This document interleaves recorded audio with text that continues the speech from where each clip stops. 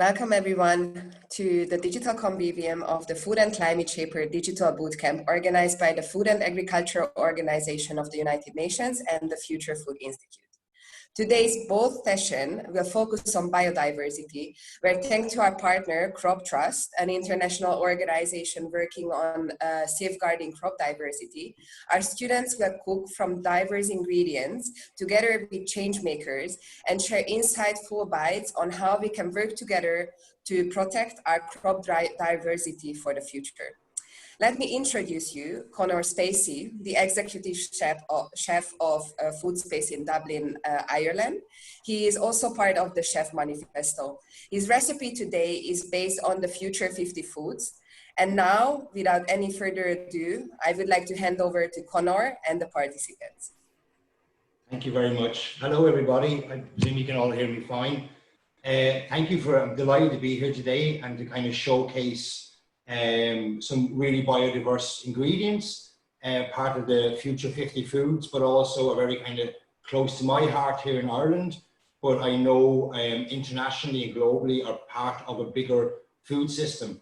And I think just before I get into the ingredients, when we talk about biodiversity and what it means, in layman terms, to me, biodiversity means variety of life here on the planet. And when we look at ingredients and we look at a food system, while we recognize that we look at a local food system, we also need to look at a global food system and what is biodiversity in terms of global food.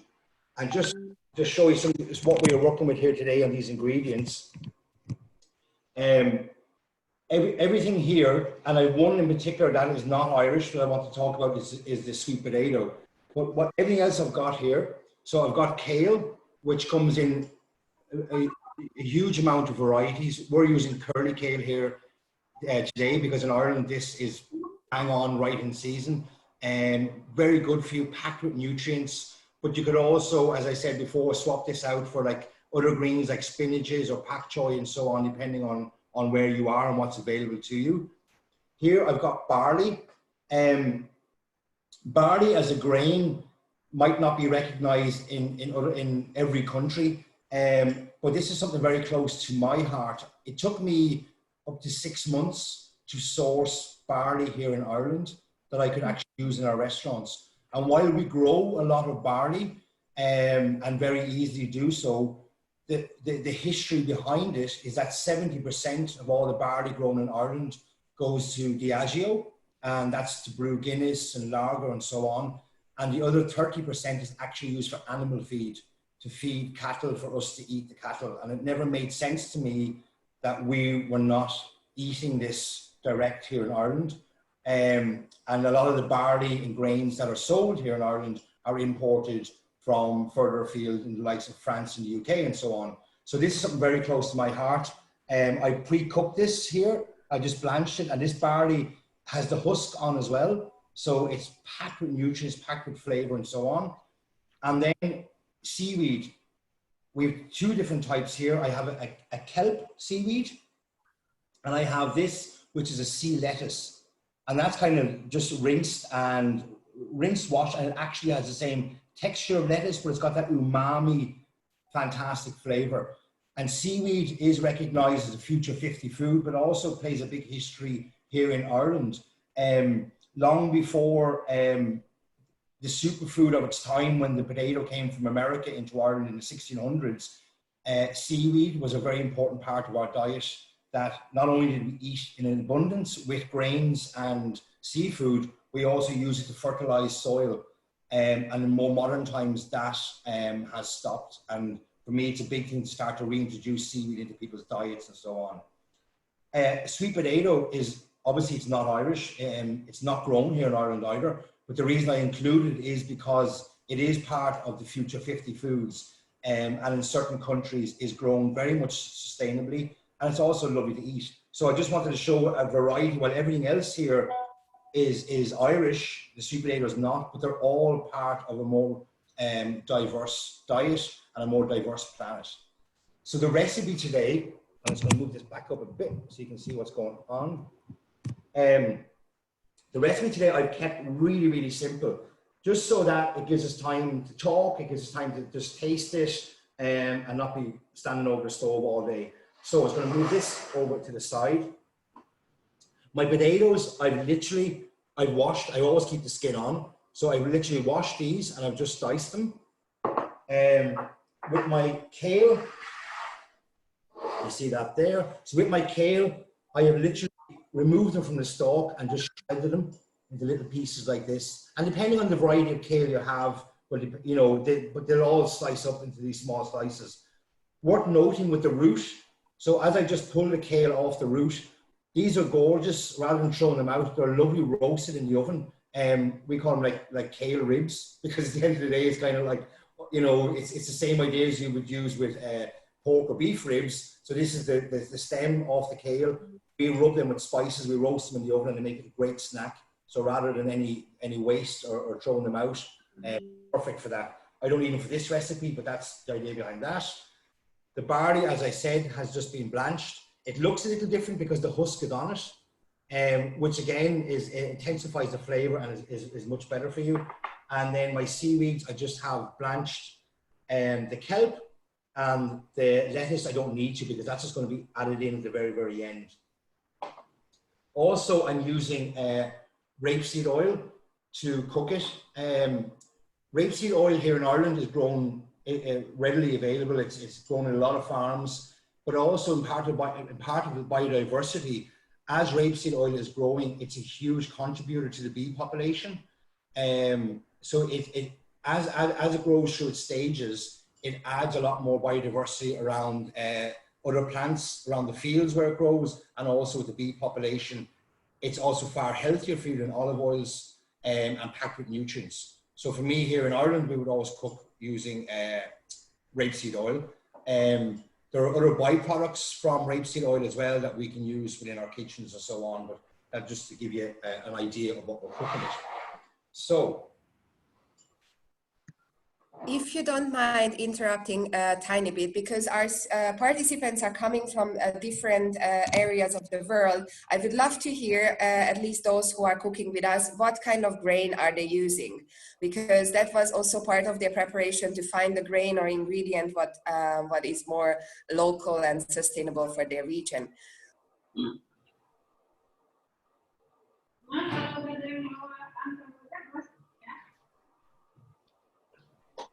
Sorry, I'm not sure.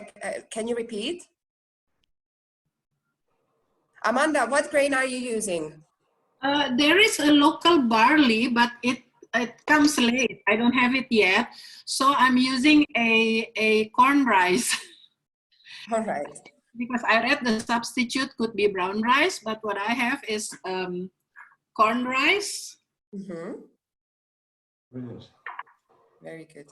What about the others? I'm actually using a barley that's locally grown here in Finland, but it's got the husk removed, so it just looks like pearls, basically, white pearls. So I'm using lentils that I get in my CSA here in Bologna.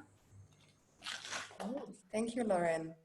Thanks. Sorry, I didn't want to interrupt, just to hear maybe different ingredients. No, absolutely. Yeah, no, that's brilliant. And that is the thing, and that's what's great about biodiversity, is that while it's global, it's also about taking it and making it local as well.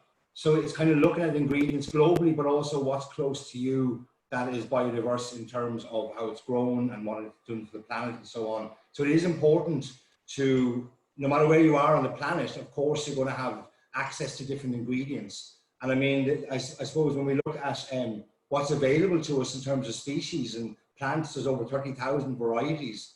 Yet, you know, what is it? 6 or 7 is our main diet, and that's why to avail of these ingredients anywhere on the planet is brilliant. You know, but to switch them to what's more local to the area you're in. So okay, so we're gonna heat up, get our pan nice and hot, and I'm adding in some rapeseed oil here. So I've cut these quite small because I want them to cook quick enough. As I said, the skin is on them, and I've just washed them like that. Hopefully my pan is hot there now. Yeah. So in they go. Straight away, we're going to season them. And even when it comes to seasoning, my salt, here in Ireland, we always use Irish sea salt because it's harvested throughout the entire coast. So straight away, I'm going to add in salt and pepper, and then my spices. So I have some cumin and I have some sumac, and these are just going to add to the flavors. And what we're doing here as we're cooking, we're layering up flavors. So oil, potato, salt, pepper, and then straight in with the spices.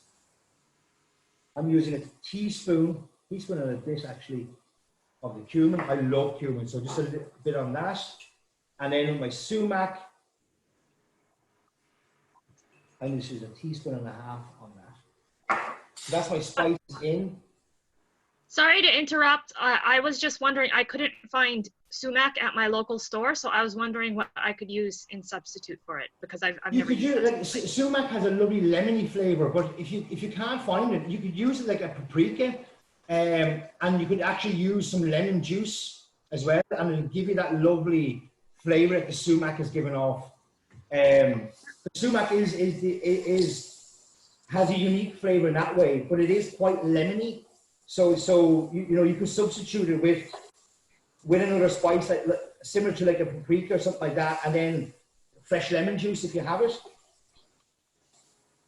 Perfect, thank you. No problem. And what we're trying to achieve here now is to get a nice color. So we have the spices, and as the spices are cooking, they're starting to release their flavor. The pan, they're starting to caramelize and get that color, and that's important because the caramelization on the potatoes from the spices is going to add another depth of flavor. And I just show you there, we're getting this lovely color coming through on that, and they're already starting to soften.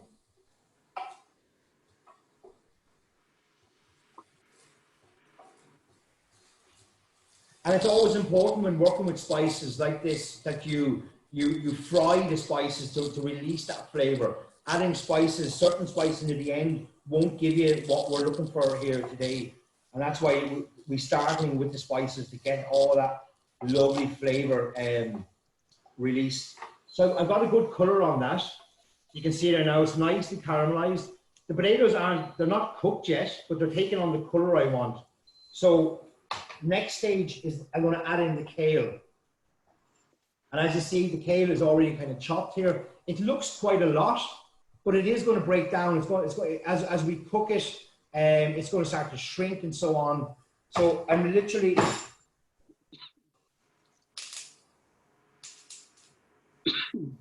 adding in my kale. So at this stage, you can start to turn down the heat a bit, because you don't want the kale to fry as such. You want it more to kind of almost steam in with the heat from the sweet potato, and it's going to take on all the flavor from the spices as well.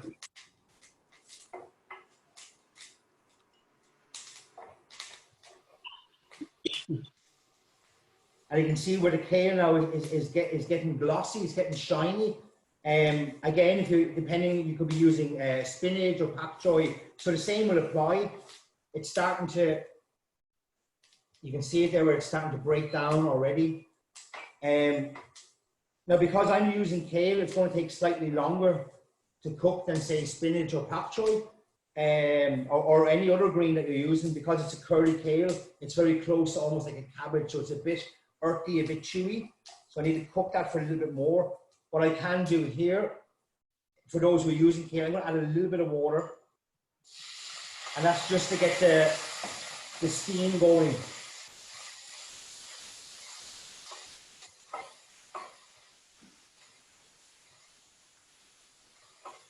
So that's going to cook that kale a little bit quicker.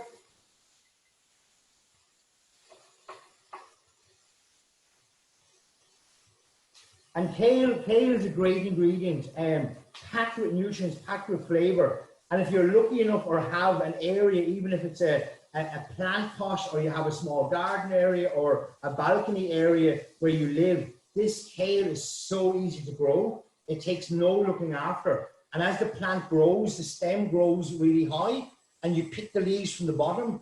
but the longer the stem grows, it will keep on regrowing the kale plant itself. So you could harvest a single kale for 6 months of the year, will give you kale very simply in a box, on a balcony, in a small garden, anywhere at all. No looking after it. So it's such a great plant, and one seed will give you a 6 months harvest. It constantly regrows back. So that's broke down. That's exactly where I want it now. And as I said, if you're using spinach, pak choi, it should be just nice and soft, but you know, and you're getting the flavor. It's taking on the spices and so on. So then you're going to your grains. So you have different grains of lentils and so on, and barley. So literally I'm adding that through, and this is going to give us, this has already been pre-cooked here. If you're using lentils that hasn't, they should cook quick enough in this anyway. I'm stirring that through, and this, the reason I'm adding the barley, while it's a fantastic ingredient packed with nutrients, I'm also looking at textures within the dish. So because I've got the lovely spicy now sweet potato, I've got the kale, which is still going to have a little bit of crunch to it, and then I'm going to have the nutty kind of barley. So the textures of this and the layers of flavor is what we're looking for here. And again, all this is plant-based. If you have a variety of a diet and you're not vegetarian or vegan, this is a lovely dish as well, served with like grilled fish, grilled sustainable fish, served with chicken, or it's lovely even as a brunch dish with like a fried egg on top. So depending on what you enjoy, and food is about enjoyment, but also about being sustainable. So this is coming along really, really nicely. And as I said, it is a quick dish. You can see now that the colors and so on that we're getting on this. So I've got the spices. We've got the lovely kale now, has nicely softened, but not where it's overcooked. It's still got a lovely texture and flavor to it. The barley has just heated back up through. It's taken on more of the flavor. So it's got great textures and so on there. And now with your seaweed, so depending, guys, on what seaweed you have, if it's a dried seaweed, you could have soaked it, or you can just break it up into this. It basically in your hand. If you're using sheets of seaweed, you can just break it up into your hand. And what that's going to do, what the seaweed is doing here, it's adding fantastic nutrients to the dish, but it's also giving that umami flavor that you won't get from adding more salt or spices or anything like that. It's giving this whole background flavor hit, which is lovely, and you're incorporating kind of the ocean flavors with the land, and those two together just create this fantastic flavors. So while that's cooking down, I also had on it about an aioli or a mayonnaise. So basically this one is a traditional kind of garlic mayonnaise that I make. So it's using egg yolks. I have rapeseed oil, I have a little bit of mustard, and a little bit of vinegar, and then I add in freshly chopped garlic. I'm going to use this over on the top. This is going to bring it all together at the end. You could also blend seaweed through this. I've done that before as well. It's a fantastic seasoning towards the end of the dish. And if you haven't, guys, like a shop bought mayonnaise will just do the same. It's just going to add this flavor at the end. So this is cooked down. I'm going to check that my potatoes and everything are where I want them to be.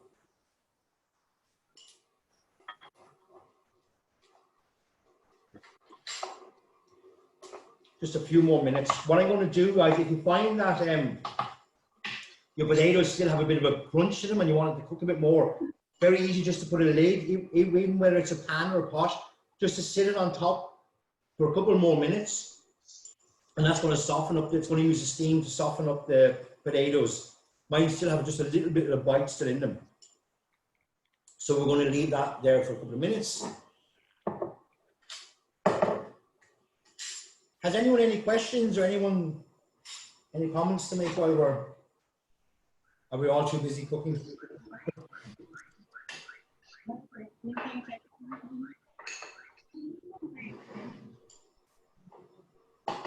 I have an electric burner, so it's taking a while for my pan to heat up. So I'm a bit behind. So I'm busy cooking. No problem. No problem at all. What is another root vegetable quick. that you could substitute if you don't have sweet potato?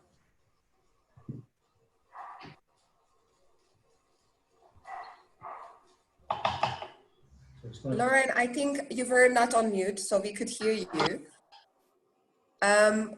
Conor, there was a question, what other root vegetable could be used instead of sweet potatoes? Absolutely. Any variety of root vegetables could be used. As I said, I picked the sweet potato because it's listed as a Future 50 food in terms of sustainability. I myself would have used, we're right here in Ireland, we're right in potato season of two varieties, Queen's potatoes and Rooster potatoes at the moment. So normally I would have used them in it. But whatever your favorite root vegetable is, use it. And that's the whole idea behind dishes like this. While it's about sustainability and biodiversity, it's also about enjoyment. So I would think that any of your favorite root vegetables, I personally myself, I love parsnips, I love celeriac. They would go really, really well either or in this. But carrots or anything like that is fine. And very much about what's in season, where you are on the planet at this time can be incorporated into this. And the same would apply because you're getting, a root vegetable is going to give you the same textures at the end, which is what we're looking for here at the sweet potato is giving us. Thank you. And I took your advice and cracked an egg because it is breakfast time here. So I'm looking forward to that. Excellent. Yeah. And that's what I would do, like a lovely breakfast brunch is an egg on top. And normally for me, I would use, when this dish is complete, I would do this as family dining. I would sit the pan in the middle of the table and we just eat out of it that way. So it's real, that kind of casual, tasty kind of snack. So those potatoes are nice and soft now. So depending on your seaweed, I have the sea lettuce. This doesn't take a lot of cooking. And I know a lot of you probably wouldn't have been able to get this. I have it like, I literally live on the coast here, so the beach is like 5-minute walk. So I just got that last night as the tide was going out.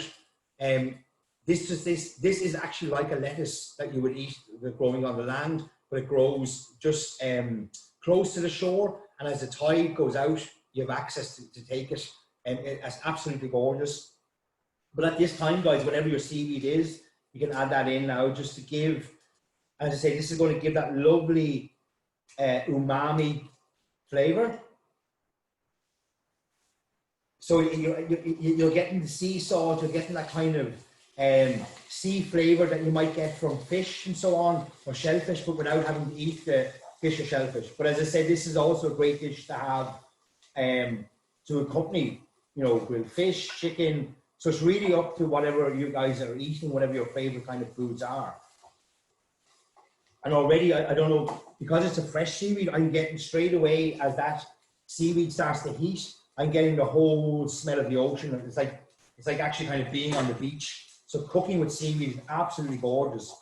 And as I said, it plays a huge part in Irish history, but also globally, seaweed is plentiful. I mean, look at the size of the oceans on the planet. Seaweed is plentiful. It's very, very good for you, and it's very, very sustainable. And I think introducing that a lot more into people's diets is also a plus. And it can come in many forms. I mean, you don't have to be an island, or you don't have to have an ocean to the left or right of you. I mean, even if you're landlocked where you are on the planet, seaweed can be available through, different forms of powders, through a dried form and so on. And it's just a matter then of either soaking it or using it dried, whichever, depending on the dishes. But it's so, so good for you. And the flavors it adds to dishes is fantastic. So we're kind of there now. I just want to check and see how we're doing here on that.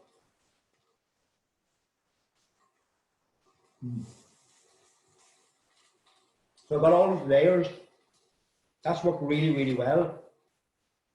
So depending, guys, I don't know where you guys are on it. Let me know if your potatoes or anything is still if it's still a little bit hard or not. If it is, as I said, you can put a lid on it, or you can add in a bit of stock or a bit of water just to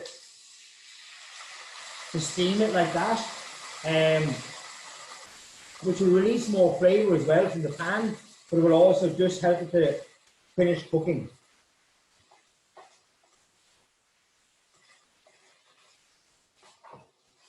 And you can see there how it's looking. And as I said, for a lovely brunch dish, I would crack 2-3 eggs into that just there now and sit that in the middle of the table and eat away on that. It's fantastic. Or you can serve it as is. You can serve it with you know, your favorite chicken or fish or whatever it is that you enjoy eating. So for me, I'm ready to plate this guy up, and then I'm going to flavor it with the mayonnaise at the end. So it's a very, very simple dish. But yet in terms of sustainability, in terms of biodiversity, we have fantastic ingredients that we're using here that, you know, don't get used enough, to be honest with you, and should. And no matter where, as I said, no matter where you are on the planet, you can swap out grains for grains that are more sustainable to you. The same with the green leaves and so on. You know, depending on where you are, biodiversity to me, it does mean it is a global food system, and it is about globally, but it's also about thinking locally. And there, guys, is my interpretation of what we're cooking. And as I said, you can add, you can take from this. It's a very, I kept it very, very simple to give us the opportunity to talk more about biodiversity and all as well. So if you're, let me know how you're doing. I see some of you are still cooking away there. I hope that you,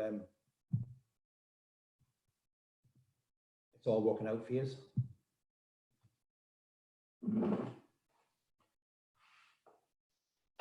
Mine is definitely still on the hard side, but yours look lovely. So. And that's why, and maybe a lot of it down to the size that you cut them or whatever. And as I said, if you add a little bit of stock or whatever, it would just quicken that process. Yeah. And but it's really, really tasty. And I suppose like when we look at these ingredients that we started with, you know, they're very common ingredients in terms of availability globally, but yet we don't use half enough of them. And to me, biodiversity, it's essential. It's essential for us as a planet. It's essential for our survival as well as the planet's survival, as well as animal survival. It's a must. And I think we need to really look at what we eat and why we eat it, and look more around what's available to us where we are globally, and how that food or that ingredients are produced.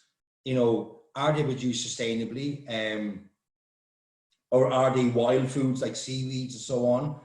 Depending on where you are, the planet is like our larder. We have such great varieties of food available, but we just need to use more of it, and we need to be less influenced by large companies that are there to influence us by specific products made from specific types of food or crops, and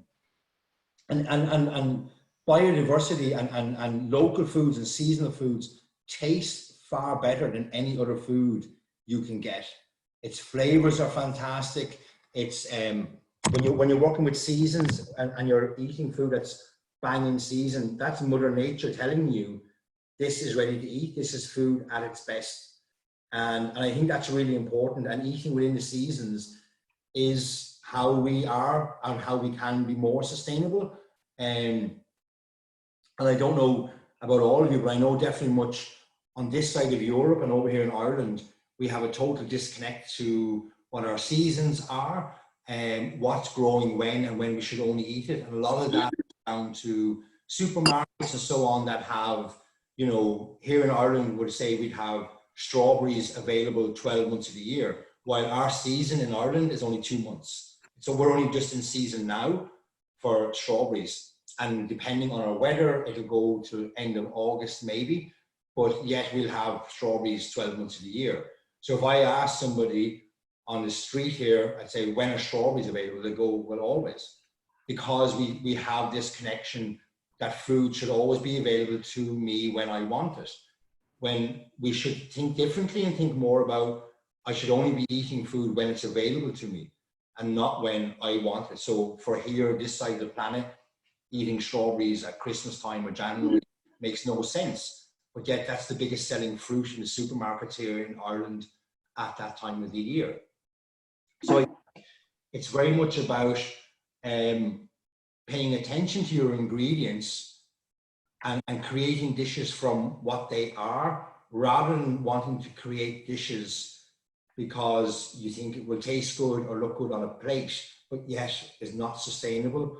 It's not biodiversity. It's not good for the planet. It's not good for you. So it's changing that way of thinking around food and letting food dictate when it's ready to be eaten, as opposed to us wanting to eat it whenever we want to eat it, if that makes sense. How is everyone doing? Are we kind of...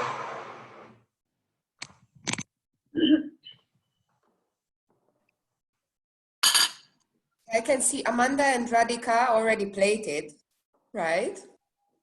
Yeah, and the sweet potato, we have a different version. There's the pink one and the yellow one. Brilliant. Nice. Did all of you guys manage to get seaweed, or was that something rather difficult to source at your locality? It's okay. I managed to get it, but you know, it's still pretty expensive to get here. So I got some dried stuff from the Asian supermarket. So I don't know if there's some suggestions for what could be used instead, that would be great, because I don't think it's, you know, I don't think it's very sustainable to be, you know, importing Japanese seaweed. Yeah, all the way. absolutely. Yeah. I mean, there is, and I suppose it's more specialty stores whereby you can get a seaweed powder as well, and it depends on, again, it depends on where you are, but there are, and health shops would have, would sell seaweed in different forms. The nori can be a bit, I know you can soak it or whatever, but it's not going to give you the same flavor as a type of seaweed. And what I mean by a type of seaweed, like seaweeds also, like any kind of plant or vegetable, have seasons. So depending on the time of year, depends on when seaweeds, different types of seaweed should be eating. Here in Ireland alone, there's about 20 varieties of seaweed that grows on our coast. But some are available different times of the year. And okay, that's more something I'm used to because I live on the coast. I know we don't all, but I mean, that's what I mean about these varieties and what's available. I suppose in terms of a substitute, I don't know actually something that's going to give you that same umami flavor that we're looking for in a dish, because it's going to give you that hit of the ocean and that hit of sea salt that kind of brings the entire dish together. So off the top of my head, I don't know of a substitute that could be used for seaweed, to be honest with you. As I said, because it's got such a distinct flavor, and depending again on the seasons, depends on what seaweed you can pick, but they're still going to, each seaweed is going to have a different flavor compound, but they're all going to have that same umami kind of flavor, if that makes sense.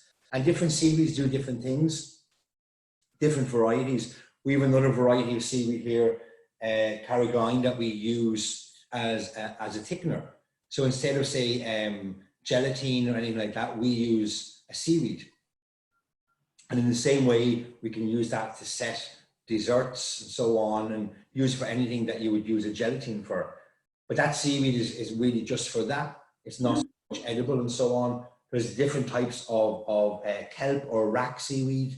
So there's a lot of different varieties of seaweed, and that's what makes it so sustainable as well. But I do get, obviously, that it's not accessible to everybody. Great. We had a question coming from Arina asking if, oh, wait a second, kombu was the word of the ingredient, Arina? Could be used as a substitute. What is it? Sorry. One Kombu, second. it's a type of seaweed. You mentioned like nori doesn't go really well with the recipe. So does kombu, you think kombu would work with this? I think it would, yeah. In terms of, yeah. And in terms of flavor as well, I mean, and this is the good thing about food, because if you think about food is very much personal to what we all enjoy, and like everyone on this meeting enjoy different types of ingredients, and it's swapping out things for what you enjoy. Like there might be something here that you might, well, I don't like kale, so I'm not going to use that. But as suggestions, like I'm going to use spinach, or I'm going to use pak choy and so on, swapping out barley or swapping out seaweed to something that you enjoy but is also accessible is the great thing about food, that we can do that. But I also think that it's swapping out an ingredient that is sustainable to ensure that we swap it out for another ingredient that is just as sustainable, or if not more sustainable, depending on where you are. But that's the enjoyment of food, is that it can be tailored to everyone's personal taste, but also tailored to geographically where we are.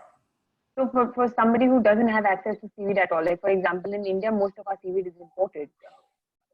I don't think we find Indian. So what do you think would work to kind of compensate that umami flavor that you're talking about? Maybe like a little bit of miso in the mix, or exactly, and that's because that's the flavor you're trying to replicate in a dish. Right. And in fairness, so in India there could even be certain different spices that you could use at the start. Like, okay, I had cumin and sumac, but you have such a great variety of spices that maybe changing the spices at the beginning would substitute the umami flavor that we look for at the end as well. And it's that kind of, I call it playing around with dishes and ingredients to give you the finished, flavors that you're looking for.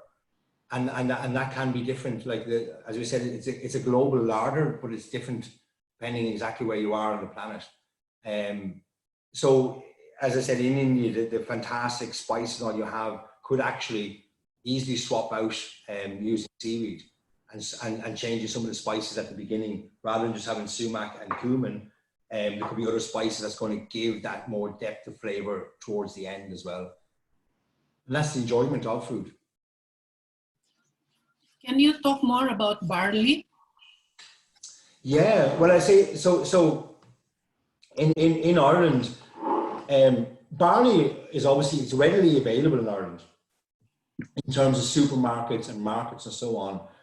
But I would say easily, I did a lot of research into this, and about 95% of what is sold retail in Ireland is imported, mainly from France. Definitely all Europe, some UK as well. So my problem is not always about imported foods, because there's foods here in Ireland that we import, that we will always import, that it's part of our diet. And that's what I mean by the global food system, because like we can't grow tea or coffee or cocoa or spices. So yes, of course we import them, and we will always, it's always part of our diet. But when you have such a grain like barley that's already grown in Ireland, as is wheat and spelt as well, and readily available. But what we're growing here in the country is used as animal feed, or used to ferment into beer and so on. And yet everything we consume is imported. It just never made sense to me. And it was only when I started to really look into it and talk directly to growers and farmers, their whole feedback was that there was never a market for their barley here in Ireland, because it was being produced cheaper, or brought into the country cheaper than what they were selling it at. And we've had discussions about this before, about how, with the movement of food, how can food come into a country from the other side of Europe, the other side of the planet or the world, and be cheaper than what we can produce here. And a lot of that can be down to different trade deals with governments. It can be down to subsidies in different countries. I know, like some countries, for farmers, there are subsidies that cover all their overheads in terms of electricity, in terms of water and power and energy, which is not here in Ireland. So for a farmer to produce something here in Ireland, which doesn't make sense to me, but this is more around economics, it's costing them more than for a farmer to produce on the other side of the world and fly it in. But this is where our, as I said at the beginning, this is where our whole disconnect and our whole food system is broken, and in some ways never makes sense as to how this can happen.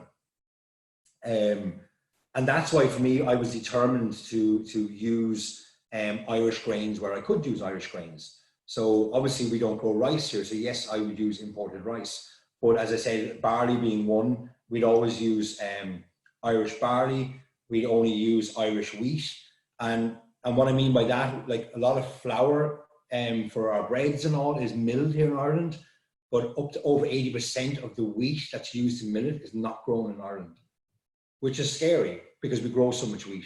So there are great farmers and great millers and flour producers here in Ireland that we would search out for and make sure that we only use them. And this to me, as chefs or even just people, just as we all eat food, we need food to survive. And I think putting this, it's not a huge effort, but putting the thought and process into knowing where your food comes from and really searching it out. And I mean, information is readily available to all of us now. I mean, touch of a button and you can find out what's grown and what's where and what's sustainable and what time of the year. But taking that time to work out, if you want to be creative and you want to certain dishes and all that, look at your ingredients and look at how they're produced or where they come from. And as I said, it's not always about being just local food, because there are other foods, fantastic foods across the planet that we all want access to. And of course we should have access to, but it's also looking at them, those other ingredients that are outside of your country that are being imported and wondering, well, how sustainable are they? You know, how are they coming into the country, or how are they grown or harvested in another country where they originate from? So it's not about, I suppose, shutting down borders. Food will always travel.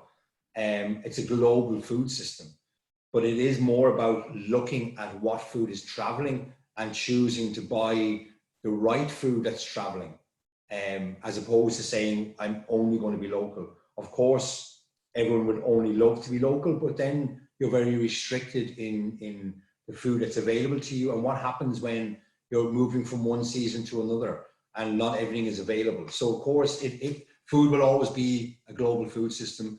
Food will always travel. Food will always be imported and exported across the planet. But it's about what that food is and how it gets there and how it was grown or harvested in the first place. And I think that's where decisions we need to make in terms of biodiversity. And it's a responsibility for us, not just as chefs or working in the food system or in that, but it's responsibility for us as humans on a planet that, you know, is in huge danger, and we need to change what we do. So for me, this is a responsibility for everybody, to really look at our food, look at our ingredients, and look at how and what we eat. And then the other side to that is, what about people on the planet that don't have access to food? You know, what about people that are starving? And why is it that we produce enough food on the planet for everybody, but billions go hungry? And this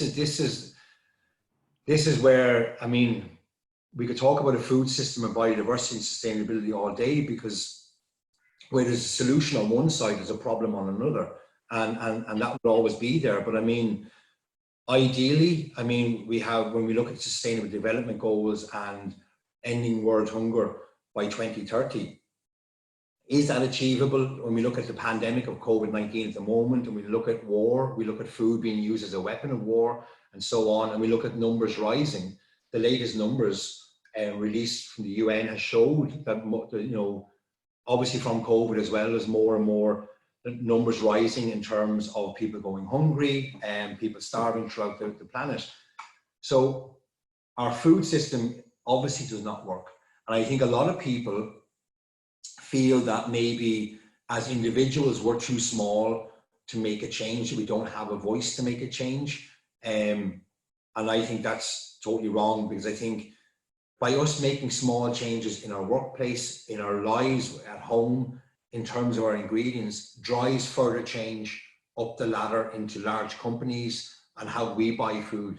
Companies, supermarkets, food producers will only produce the food that's on demand. So for us to change and look at what we're eating and buying and where we're spending our money can have a knock-on effect. So never feel that as individuals here on this call or in this video that we're too small, you know, to make, our voices aren't loud enough. They are loud enough. And having these conversations like we're having today, and having these conversations with other people and carrying these conversations on is what can make change in terms of our ingredients, in terms of trying to fix our broken food system. And do I think it is fixable? I do. You know, I don't think I'd be as involved in solutions if I didn't. But we do need to accelerate it, and we do need to get to solutions quicker.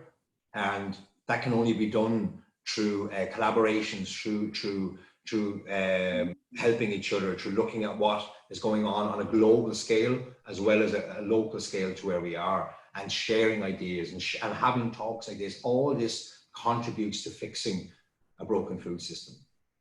I hope that makes sense. I'm kind of talking for ages.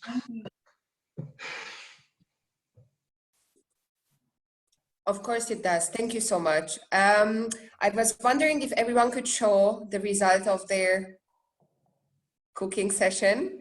It would be nice. And if you guys have any further questions, or if you would like to add something to the topic, please feel free to speak up. I just like to show you the local barley. I mentioned about the local barley. It just arrived, so my cooking didn't use this, but I just would like to show you it's local barley grown That's here. brilliant. And brilliant that you have access to that as well, because not everyone does, and to be able to have access to and use that is what it's all about. You know what I mean? Having access to food locally, and I suppose using that as a priority over other ingredients, because it's there, it's harvested, it's obviously in season, it's ready to be eaten. That's where we should choose what we're doing. Thank you. Looks great. Great. How did your dish work out? Nice. Very good. You are muted. Great, guys. There you go. Now I was saying sorry for the messy kitchen. Now it's the time to clean up. Turned out well. Yeah. And thank you Really for leading the class and the talk. Lauren, can you show Well, yours I hope again, you enjoyed please? this, hope you like the flavors that are in it. Lauren, can you show yours again, please? Thank you. Easy.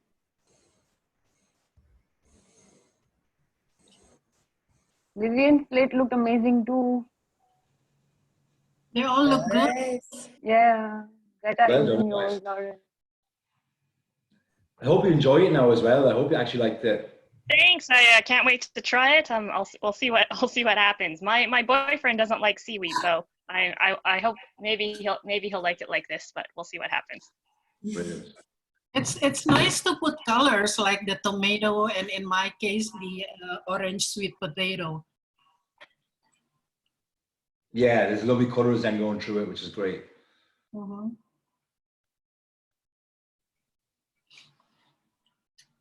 That's brilliant. Great. If we have time, I have a question that's a little off topic. Is that possible, Julia? Sure, go ahead. Hi, so I come from Mumbai. Mumbai is, as everyone knows, it's quite polluted, but if you need something, you can do it, as long as, I mean, it's completely unsustainable in terms of getting what you want in Mumbai, but it's possible.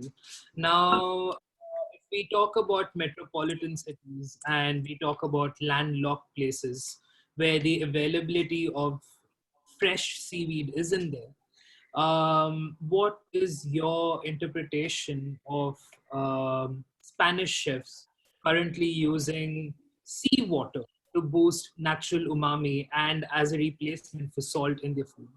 And do you think the usage of seawater can be turned into a potential possibility to get the sea flavor as well as get the natural umami and the biological components that natural seaweed would give you, but through the water that it grows in, into landlocked places. And if it is, what kind of health hazards or health barriers do you think we would face as a challenge in doing so?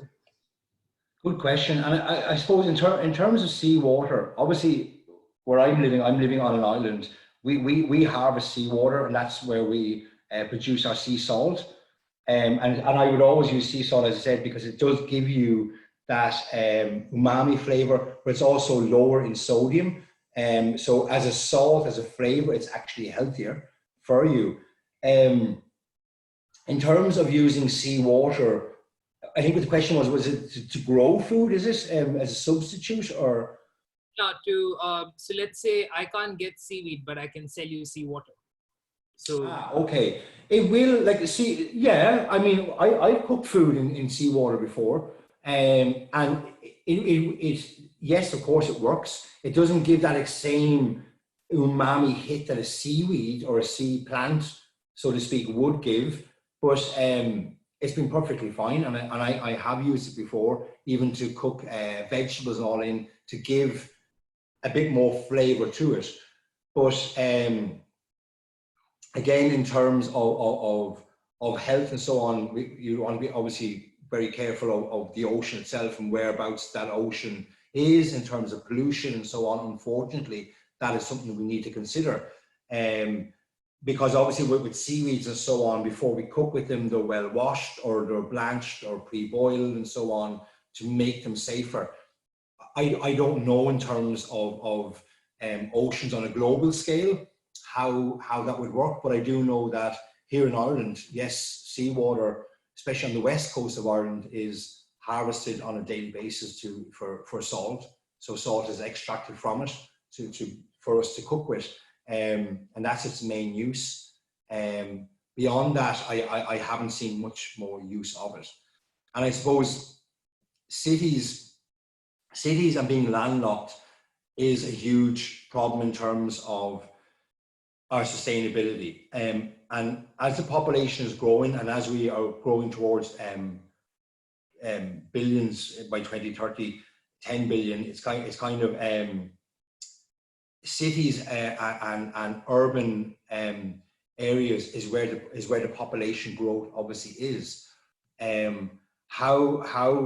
How do we change that? I don't know. I know there are very good working books out there on how to feed a city.